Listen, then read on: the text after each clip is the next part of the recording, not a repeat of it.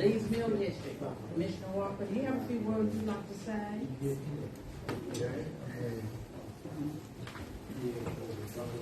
Yes. First of all, I want to say this is a great event. I'll celebrate a young lady that I have known for a long time, and her success does not surprise. She has always been a young lady, very respectful, dedicated, committed to her work. She's always been out overall an outstanding person.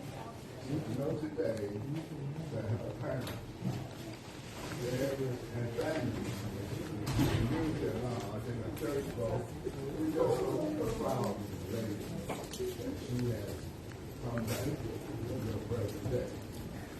Another thing I want to say, she was proud of Washington County School.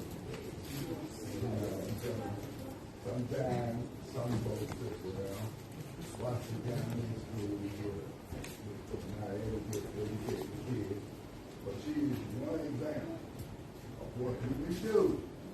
Is the contest over? Can I get Congratulations to speakers and also to our parents and family.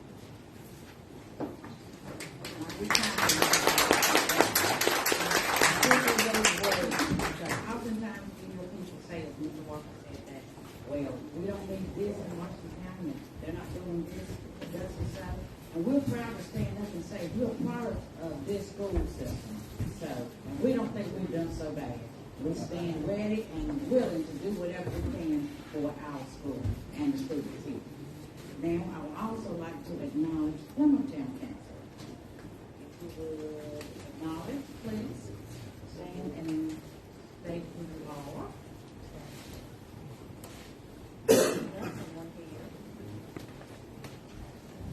They had to go to another election.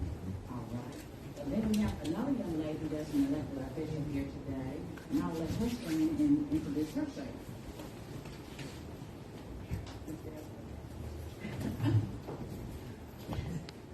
Good morning, everyone. Ramona Doctor, District Associate Judge, retired out of Des Moines, Iowa. It is great to be back home. It's great to be here with you to celebrate this occasion. So thank you. Be sure to know he's walking I down. hope I did not leave anyone out, but just in case of any of you are welcome here. I will start now by saying that I am introducing this young lady that I'm mighty proud of. The young lady's name is Deborah C. Moore. She was born and raised in Plymouth, North Carolina. She graduated from Plymouth High School in 2011. Deborah is a two-time North Carolina Central University graduate, earning a BA and MA in history. Her master's thesis focused on the civil rights movement in Washington County, examining the educational, political, and employment opportunities for African Americans. In 2018, Deborah began working towards her doctorate in public history at NC State University. Her research examines the activism and public commemoration of South Carolina civil rights activist Jessica Motif Simpkins. Deborah is the daughter of Mr. and Mrs. Robert and Emma Moore. And I won't tell you how old her mother is, but I'll just share with you that she was my classmate. And I'm 70.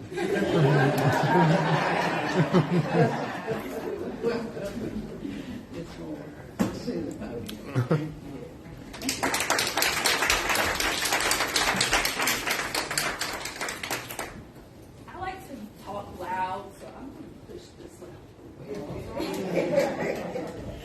Good afternoon, everyone. It is truly an honor to stand before you today for this celebration. Before I begin, I want to thank God for allowing me this opportunity to stand before you today.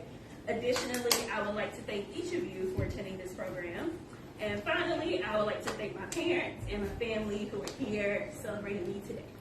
So, today, I'm going to spend recognizing the importance of Juneteenth while also honoring the past, in particular recognizing the strength of Washington County's Black community. On June 19, 1865, the last enslaved men and women in Galveston, Texas, received the news about their freedom nearly 2 years after the Emancipation Proclamation was signed. This new date marked a transformation in our nation's history by signaling the end of slavery in America and the mark of a newfound freedom. While we celebrate Juneteenth, we must remember that freedom did not come overnight. It took numerous individuals fighting and continuing to fight for freedom and equality even today. And thinking of Juneteenth, I am reminded of many people here in Washington County that fought for our freedom. As a young child, I grew up listening to stories of my mother and grandfather about the civil rights movement in Plymouth. Their stories and the many people that I grew up to know inspired me. I took this passion given to me by my mother and grandfather and began researching the movement in Washington County from the 1940s through the 1960s. In that process, I learned so much. But there was one particular story that stood out that I would like to share with you today. In the 1950s, African Americans across the state of North Carolina were pushing to register to vote. In May 1950, the Carolina Times, an African American newspaper in Durham, North Carolina, reported that African Americans throughout the state still had trouble registering to vote. The newspaper stated, and I quote, "In many instances, Negroes who present themselves for registration are often intimidated, required to explain the Constitution of the United States, name certain officials of national, state, and local governments." This same issue was happening right here in Washington County. By 1952 of February, the Carolina Times reported on African Americans having issues to vote in eastern North Carolina, and that African Americans were, quote unquote, creating problems, according to the State Board of Elections. In 1952, an example of this took place when the registrar for Roper abruptly resigned from his position after charges were filed against him by the NAACP refusing to allow African Americans to register to vote. The issue of voting was persistent among African Americans. They realized the value and importance of the ballot, knowing that their vote was their avenue to achieve more.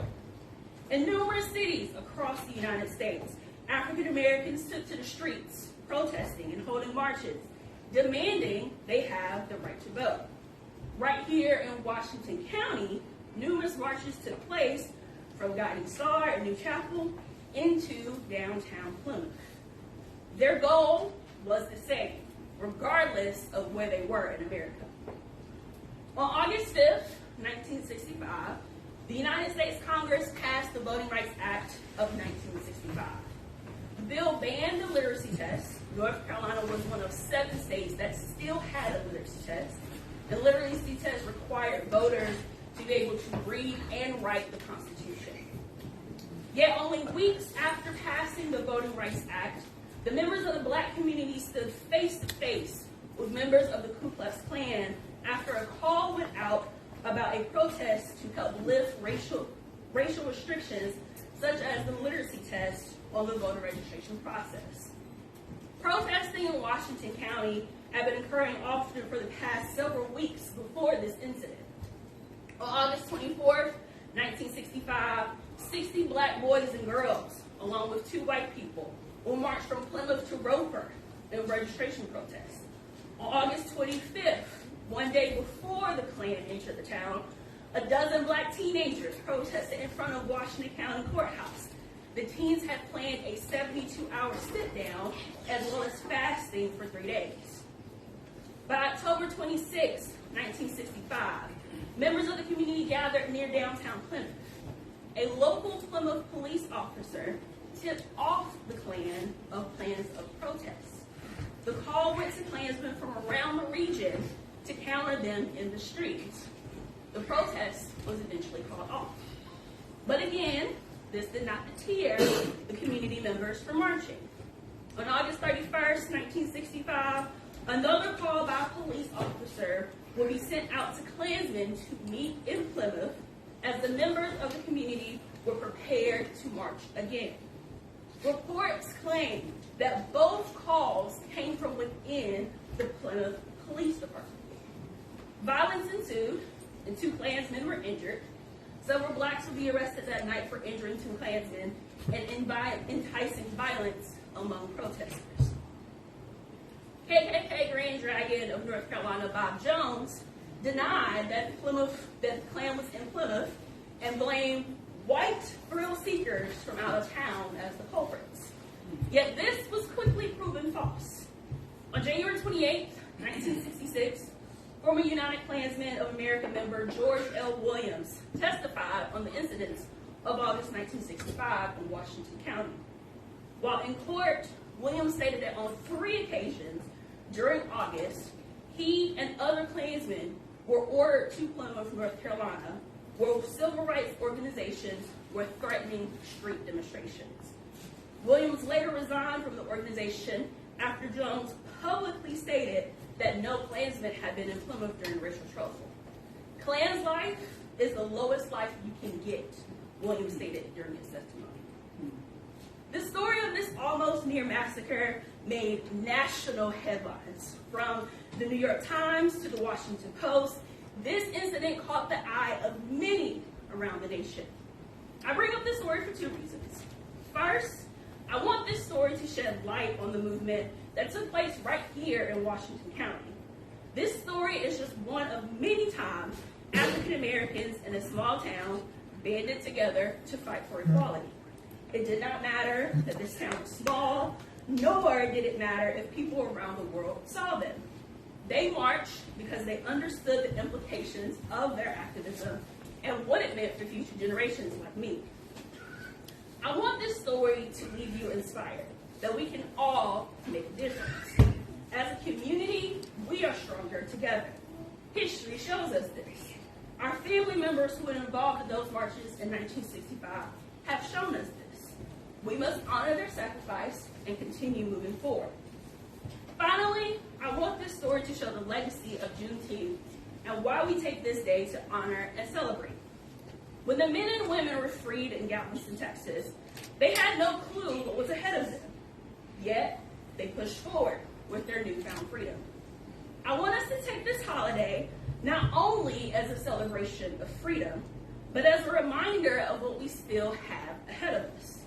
We must make the commitment to move forward. We must make the commitment to change what we want to see. If the members of our community could do it in 1965, then why not us? Thank you.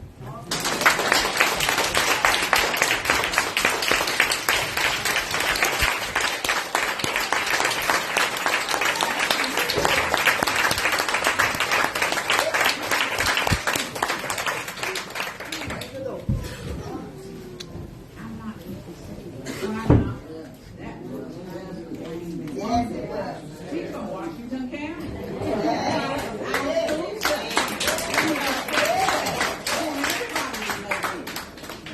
It is being recorded, so Neighborhood will know what we have here in Washington County. Thank you so much, young lady. And Mr. Walker would like to hear a few comments. What happened, I wanted to mention the Delta family too. And the judge I was here today for her success, a product of Washington County School. And at home, so that all of us know that our work was not in vain.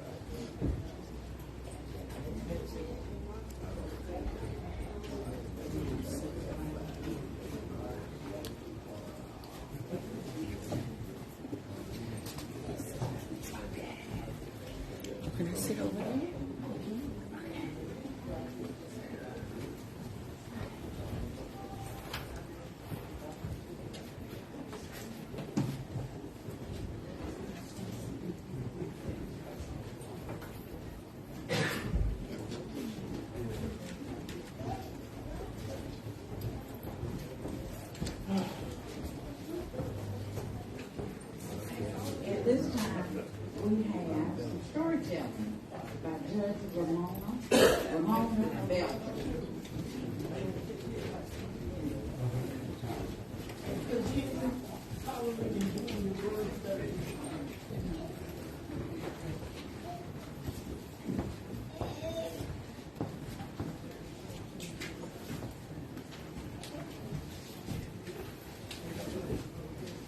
The true story of the grandmother of Juneteenth, Oberlin, and what it means to be free.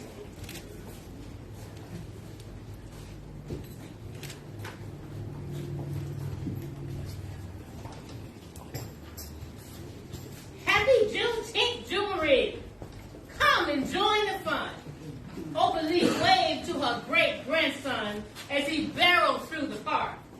He zipped past lines of picnic tables covered with platters of barbecue and baked beans, tomato tarts, and raspberry cobbler. He hurried past a leaping choir draped in purple robes. He danced a jig and cowboys playing fiddles. But they did not stop his flow. Buddy ran to the blooming tree where Oberlin held court. Her braided hair was a silver crown. Her eyes were twinkling stars. Great granddear, Buddy called. Tell us a Juneteenth story. Oberlin raised her face to the sun as memories of yesteryear filled her vision.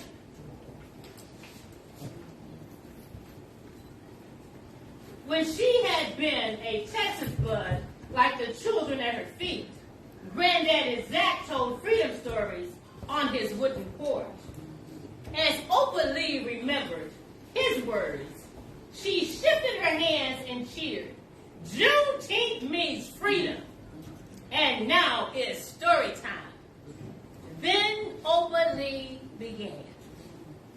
Once upon a blazing sun, bodies were bought and sold like cattle.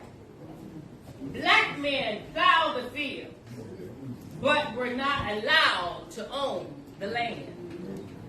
Black women cooked the food, but were not allowed to feast on roasts and ribs from the master's table. Black children cleaned the one-room schoolhouse, but were not allowed to read or write. Earning and learning were against the law. Slavery was a thief. American slavery dragged on like a plague until January 1st, 1863. That's when President Lincoln wielded courage and raised his feathered pen. He signed the Emancipation Proclamation with one mighty stroke.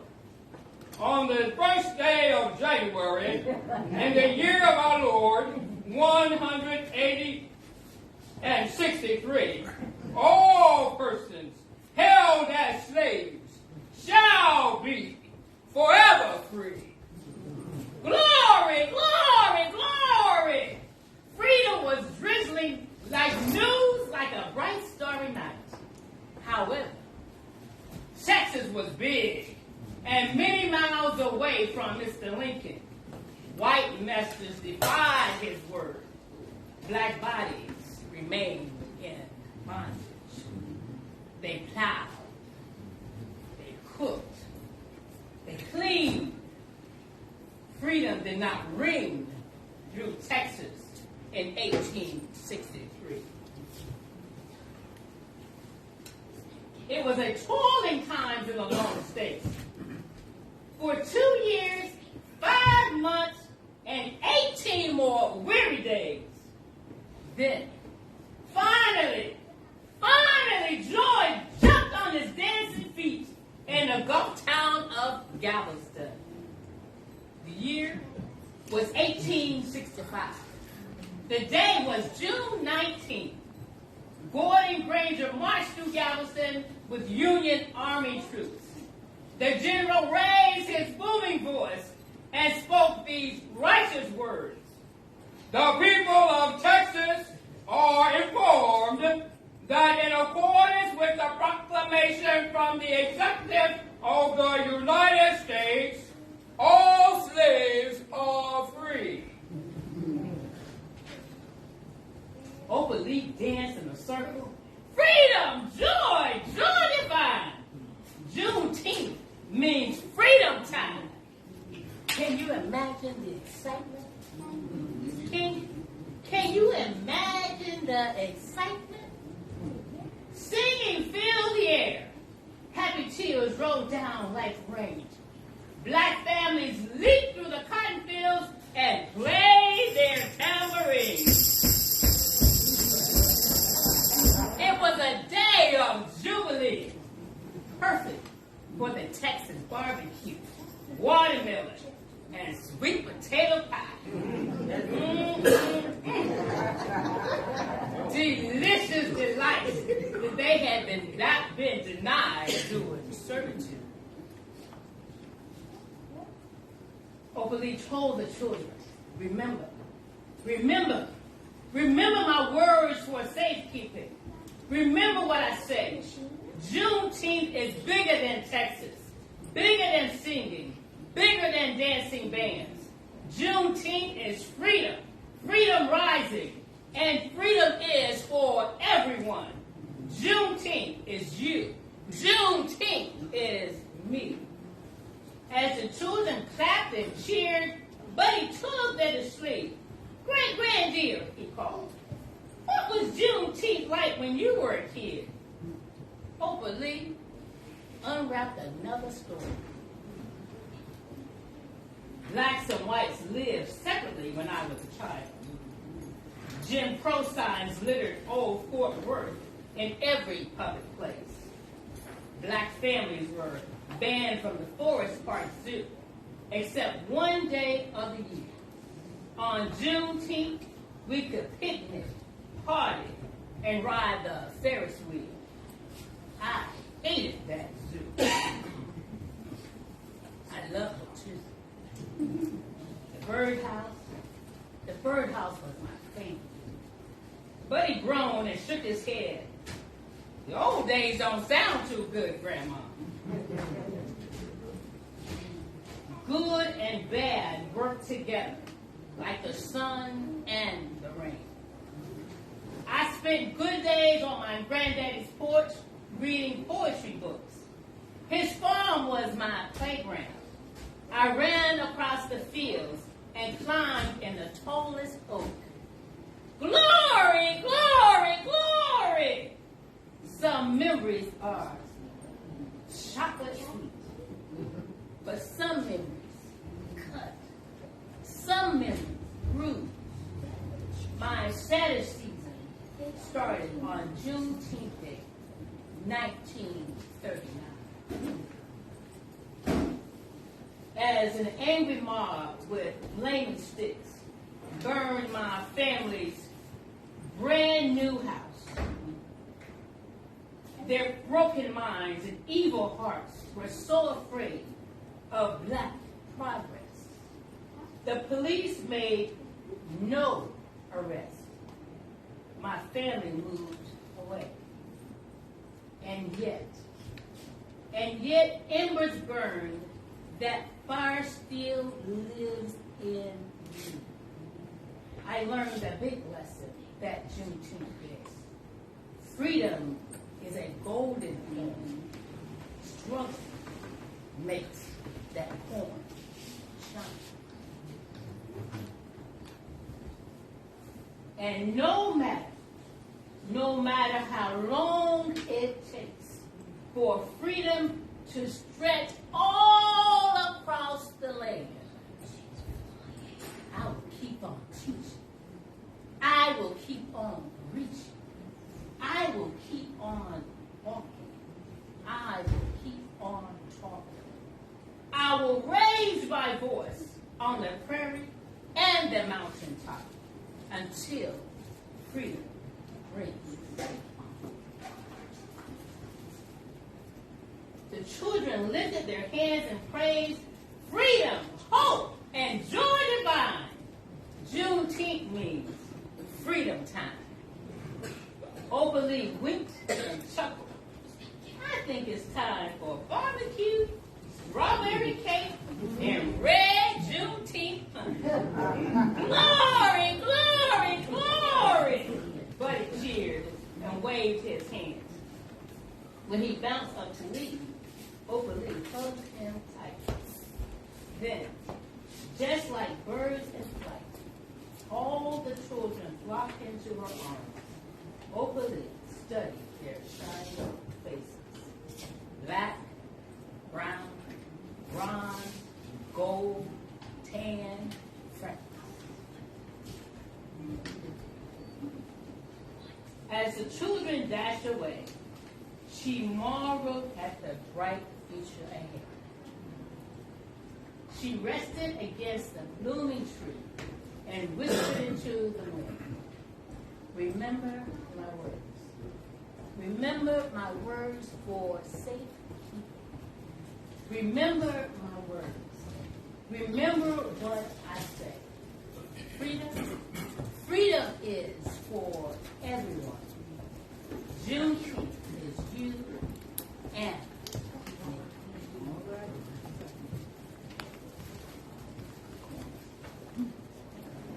Just to tell you a little bit about the grandmother of Juneteenth, it says Oberly is a strong story keeper and historian.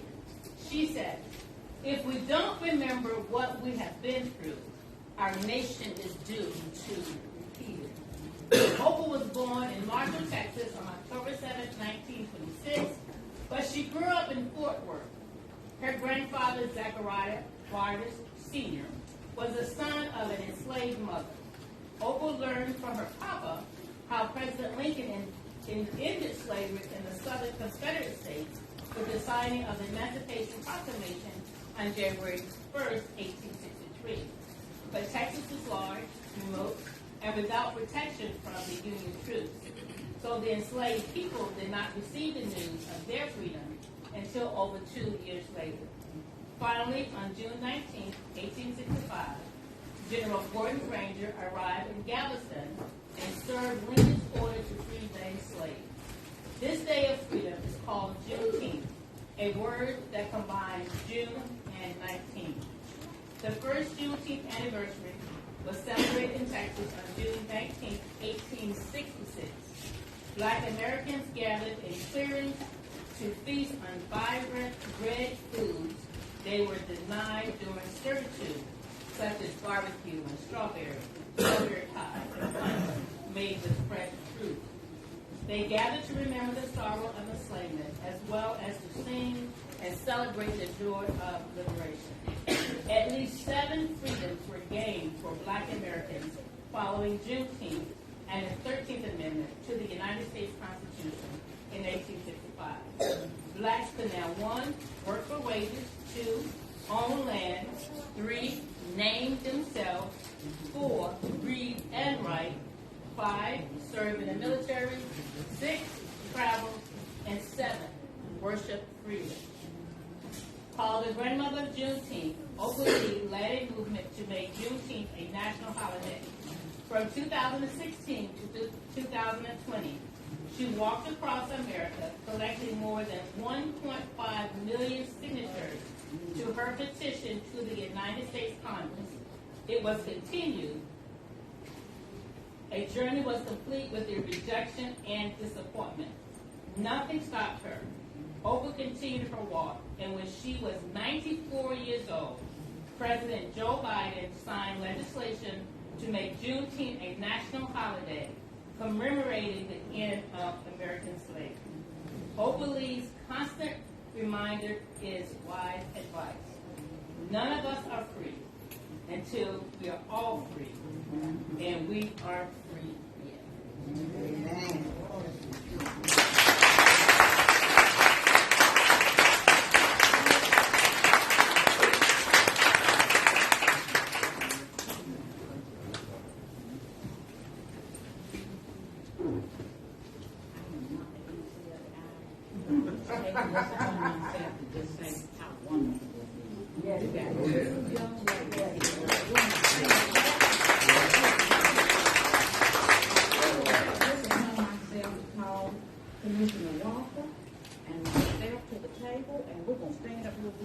and get our picture taken, so we can take it about and say, okay, as chair of the Washington County Board of Commissioners, I stand before you ready to fight for all of us. Okay? Here we are.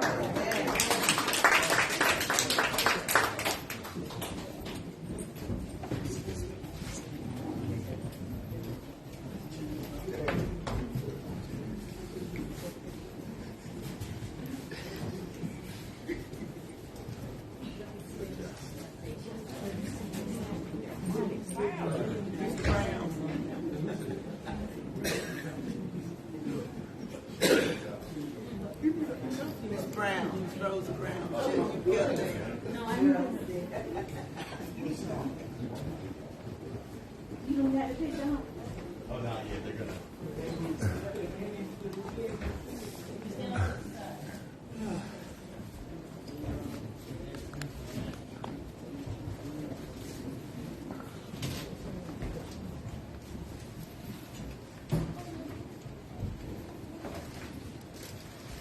And we basically want to know that product of the Washington County School System, Mr. Walker, has been chair for the Board of Commissioners for numerous years, and I'm chair at this time.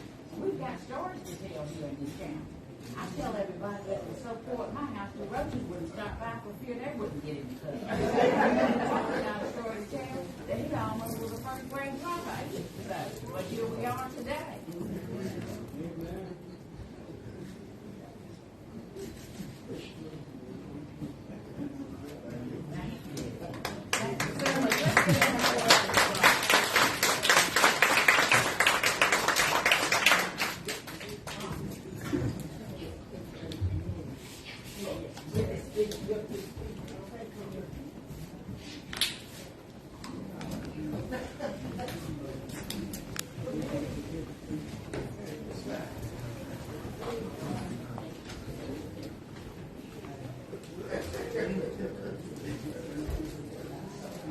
Animal, why don't you play this committee?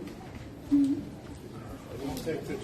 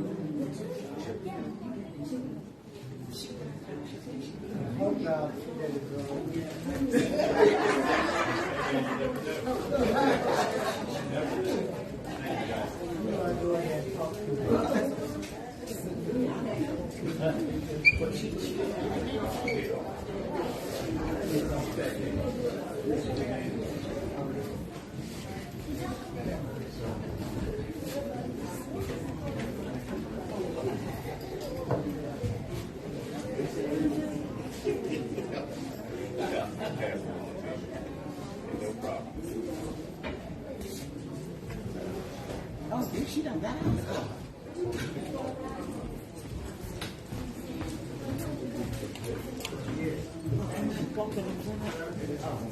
That ain't the first time. I've been trying to stay out your way, man. Okay, next year. It is called Juneteenth Jamboree. It was a fine day for daydreaming, breathing in aromas of apple cobbler and potato pie. Cassandra gazed out her bedroom window. Her brother Goofy was in the backyard swinging. Her mind drifted to the city and the friends she had left behind. She liked her new house and her new school. It was okay. But what would the summer be here in Texas? This was her parents' hometown, but it didn't feel like home just yet to Cassandra. Come lend me a hand, her mother called. Cassandra raced to the kitchen and then stopped in her tracks. Dishes lined the countertops. From the looks of the plates, her parents had big plans. What's going on? Oh, it's a surprise, replied her mother. Cassandra thought for a moment. It wasn't anyone's birthday. What kind of surprise? She asked. A Texas tradition, said her mother. And her father bent down to kiss the top of her head. And he said, "You'll see." Cassandra helped to make the red velvet cakes while her father fried chicken.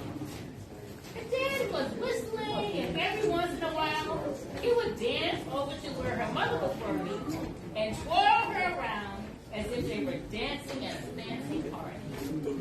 Cassandra loved surprises, and she was usually pretty good at guessing them. But this one had her a little stuck.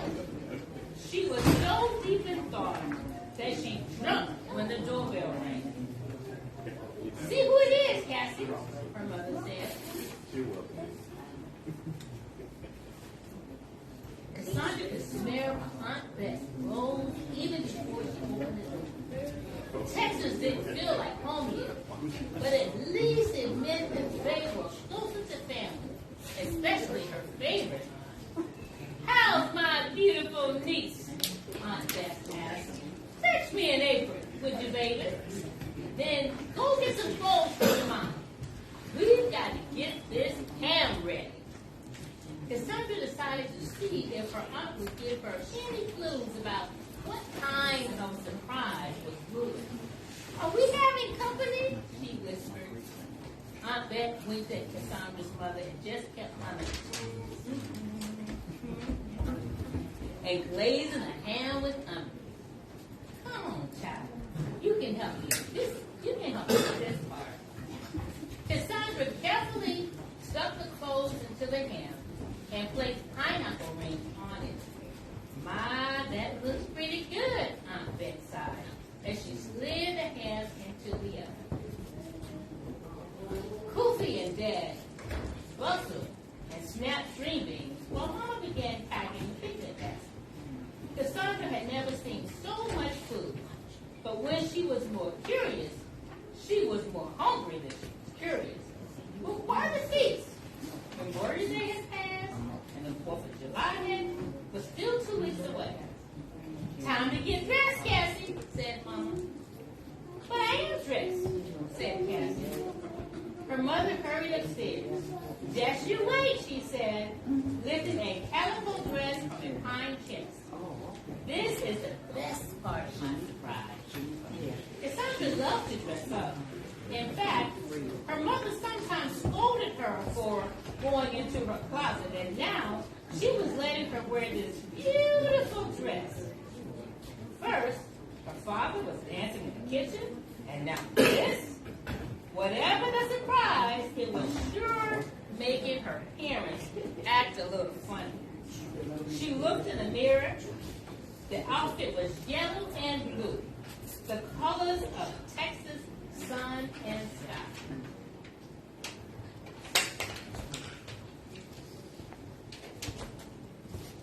My grandma made this costume for me when I was your age and surprised me with it on the same day. I still thought, Cassandra, it's not Halloween.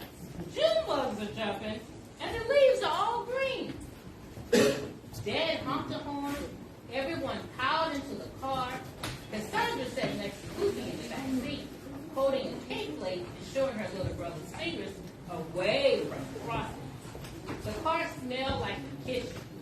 All this surprise business was making her hungry.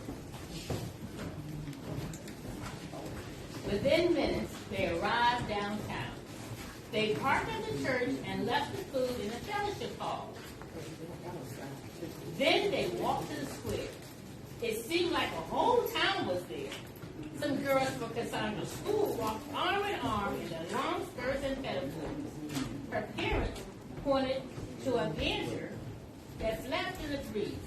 Juneteenth? Juneteenth, giggled Cassandra. What kind of word is that? Why, that's a surprise, honey, said Aunt Bet. It means June 19th, Dad explained. That's when Texas slaves turned to been free. President Lincoln signed the Emancipation Proclamation in 1863. But news didn't reach Texas until more than 2 years later. Nobody really knows for sure why it took so long, but you better believe that folks rejoiced when they finally found out. Imagine, sighed Mama. Cassandra tried to picture what it was like for people to hear such news. I bet they sang and danced and had a big barbecue, she explained. Fiddles began to play. Cassandra clapped. Aunt Bet slapped her hips. I want to see the ducks, Koopy begged. He and Dad walked around the farm. At the picnic table, Cassandra learned to make a corn husk doll. I'll call her Lizzie, she declared. A girl in a pink pinafore leaned over to look at the doll. Lizzie's my name, too, she said, smiling. As Cassandra introduced herself, Lily's mother called her from another picnic table. I've got to go, Lizzie said, but I'll see you later. Cassandra hoped so. A Texas summer might seem a little bit more long without having a new friend.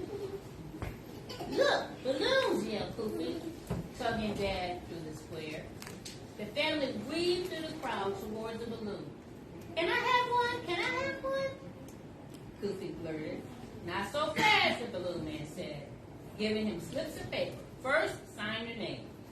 But there's already writing on it, said Cassandra. Forever free, she said out loud.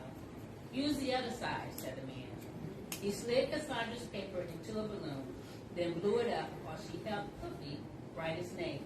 Hold on to it now, he urged, while winking. Under the shade tree, women showed out baskets and brightly colored patchwork, quilts that they had made with their own hands. On stage, masked dancers whirled around with grass skirts to African drum beats.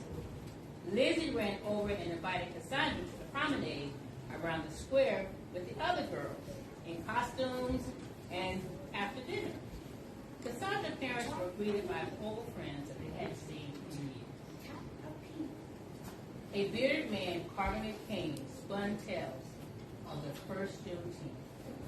Some folks say that the messenger took 2 years to reach these parts because his mule was slow. Others say slave owners wanted to harvest one more cotton crop, so they kept the news from their slaves. Me? I don't know whether to blame the mule or the messenger or the master. One thing is for sure, though. Freedom was a long time coming, but it was mighty sweet. Cassandra heard her father whisper, Amen. At noon, the church bells pealed. The high school band marched down the street. A man on stilts towered over the crowd. A choir sang spirituals that slaves had once sung in the fields. Aunt Bet shook the tambourine. She shook tambourine and sang along. As the parade ended, the Grand Marshal said, "When the cymbals sound, let go of your balloons all at once." The cymbal sounded. Hundreds of balloons carrying messages of freedom floated towards the clouds. Cassandra's eyes filled and followed her balloons high into the sky until she could no longer tell it from the others. She imagined slave families celebrating their newfound freedom, jumping and shouting and laughing and crying, their spirits taking wing like birds released from cages. The balloons soared higher and higher. In the midst of her daydreaming, Cassandra felt Aunt Becky squeeze her hand and glimpsed a tear. "Don't be sad, Aunt Bet. You'll get another balloon one day." "I'm not sad, honey. Just filled up. I'm so thankful that you're home and we're all together." "Me too," said Cassandra, giving her aunt a big hug. "Me too."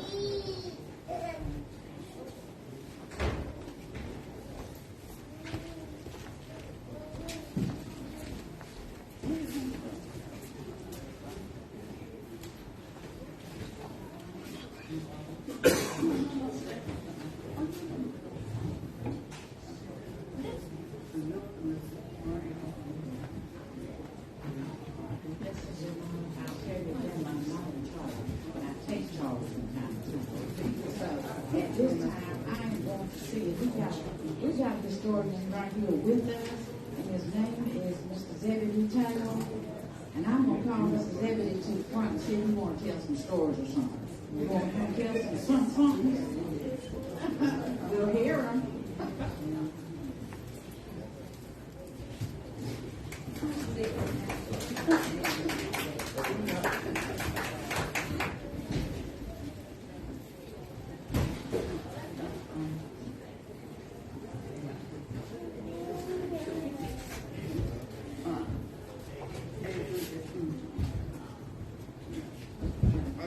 Resisting coming up here. But since they have me up here, I'm just going to do a poem.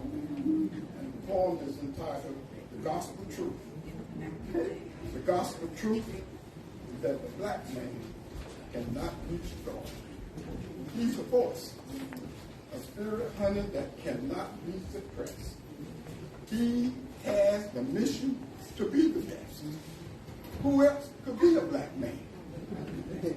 He branded a savage, he stolen from the home, he changed, broken down, sold into slavery. He mated, castrated, prostituted, and brainwashed.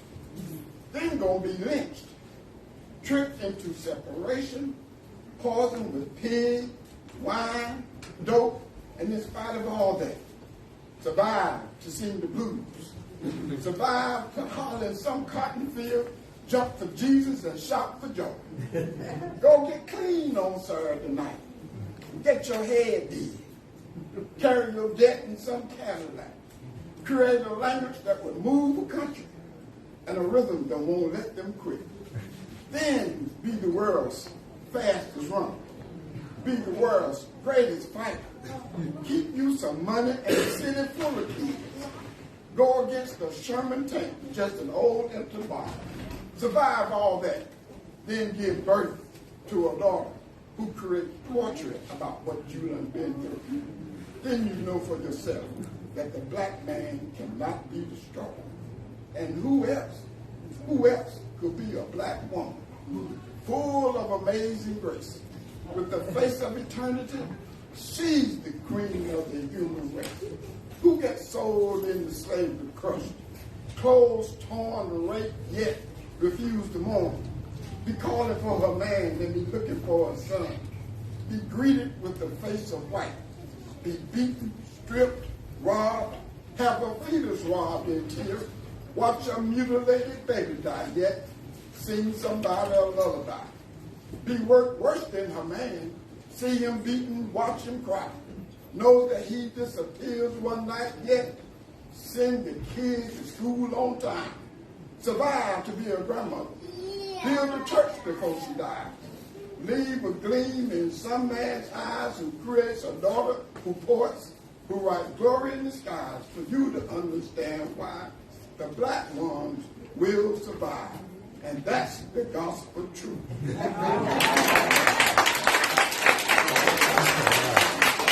All right.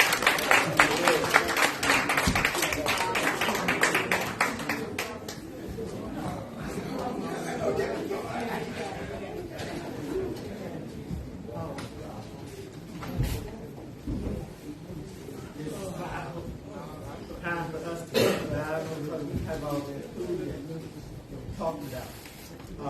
How many of you all remember singing Grace? Grace. Y'all remember that now? Yes. You remember that? Anyone else? We have to do that. Y'all, you remember singing it? Y'all want to try?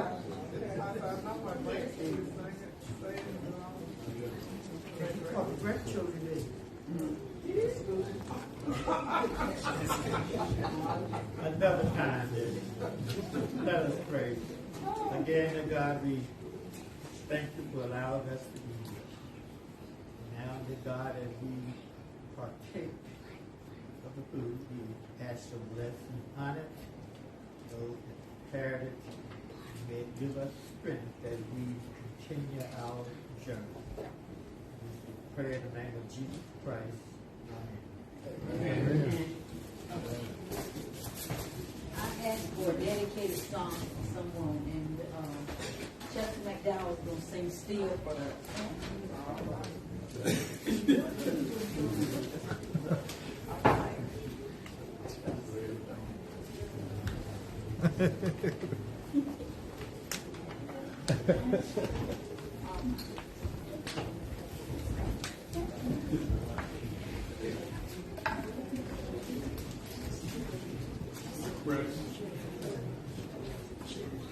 And just said the grace. I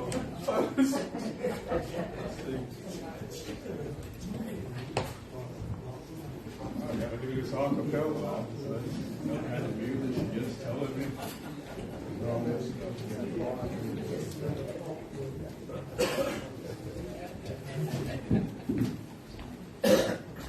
Musically, I can be anxious at times, considering the challenge that I have to face. When I work to get ahead and still fall behind, I start to wonder if I'm meant to win the race. Trying to do things right, and when things go wrong, I'm tempted to hide. But this time I will be still. This time I will be still Oh yeah. Thankfully, it's hard for me to keep feeling this way as I consider that God is on my side. Yes, He walks with me every step that I take through the darkest days and the long dark nights. Well, 24/7, He never sleeps. Thank you, Father. And then I remember He brings me peace. Oh, this time I will be still. This time I will be still. 'Cause the mountain has to move. The mountain must obey the words that I speak. Bow down to my faith, because I got a work to do, and God's gonna see it through. God showed me the way, and I'm choosing it today, 'cause the mountain has to move. The mountain must obey the words that I speak. I bow down to my faith, because I got a work to do, and God's gonna see it through. This time I will be still.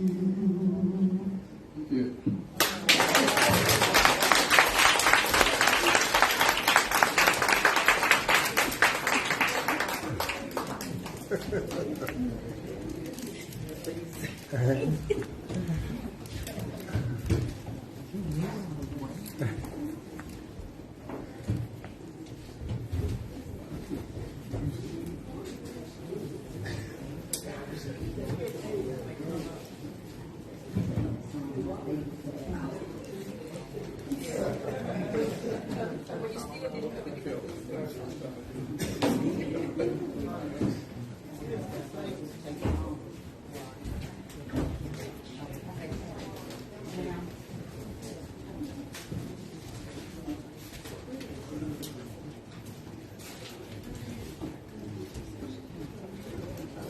I look over here at the leadership.